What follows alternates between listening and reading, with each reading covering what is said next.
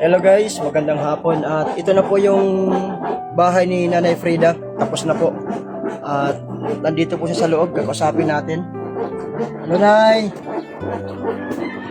Ayan! Maganda na yung bahay mo, Nay Frida.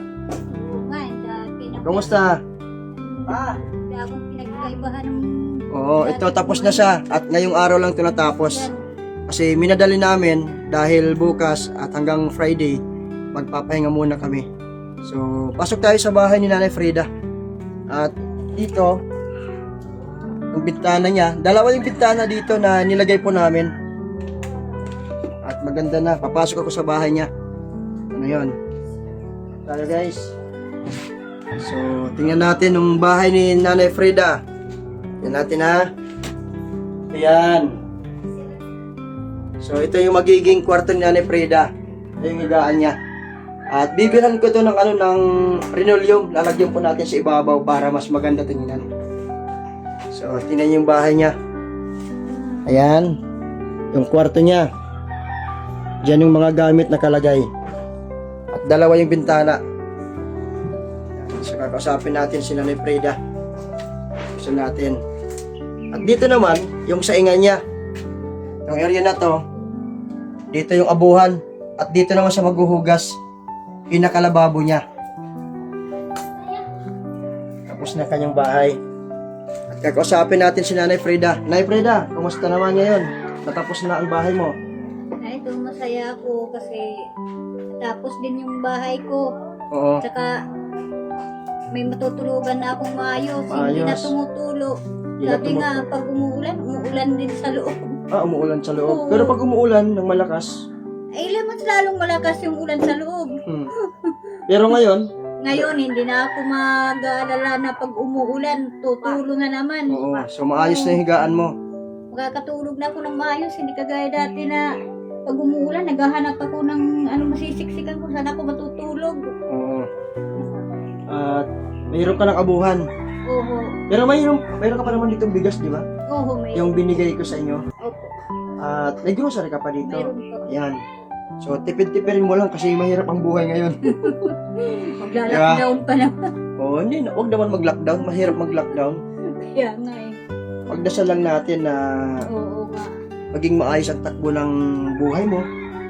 At loobin ka naman ng Diyos na may magpaabot pa sa'yo ng tulong.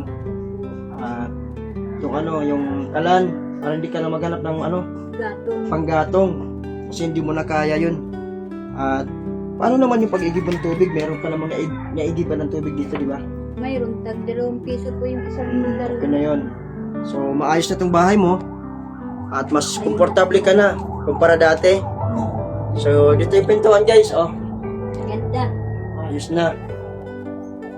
So, hindi na mahirapan tong si Nanay Frida. So, anong mensahe mo ngayon, Nanay Frida, sa sponsor po natin na nagpaabot po ng tulong po sa inyo? Ako po'y nagpapasalamat po, unang-una po sa Panginoon.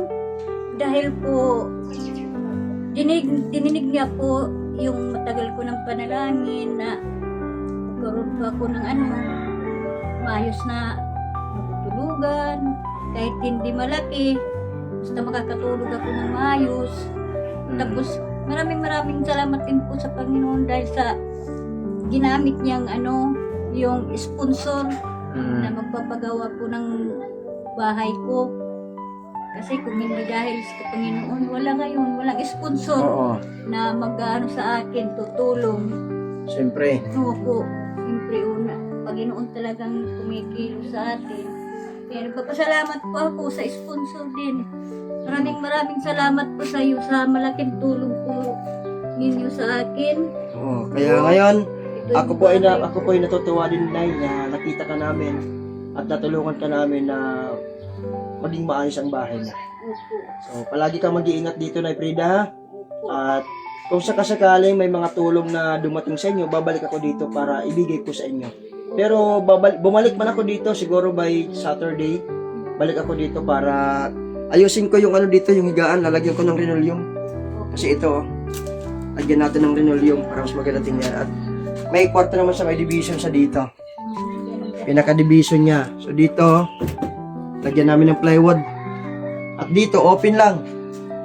Open lang to. Para mas maaliwalas yung paghiga ni Nanay Frida.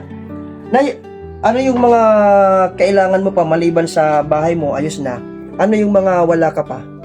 Langgana po na magagamit po sa paglalaba. Wala kang, Wala. wala kang kumot, Wala akong kumot. wala kang kulambo, walang unan. Walang unan. Tapos banig. Banig, oo, sige. Opo. Yun ang kailangan natin. Tapos, mayroon ka naman mga plato tsaka baso na Mayroon ginagamit. Oo, yun lang naman ang kailangan natin maibigay na tulong sa inyo. Ha? Opo, langgana talaga. Importante. Oh, kasi ayun yung mga gamit ni Nanay Frida yun, nakatambok sa gilid, oh. Yun yung una niya, tingnan mo yung una niya, maitim na yung una mo na eh. Wala nang may ano eh. Mga damit Parang- lang, mga Ha? damit lang yan nasa loob na inano, tinali ng apo ko, tapos ginawang unan sa Ah, yung laman ng unan, mga damit na hindi mo na Opo. ginagamit, Opo, tapos tinali mo para maging unan tingnan. Grabe, no? yun lang. Madiskarte ka talaga.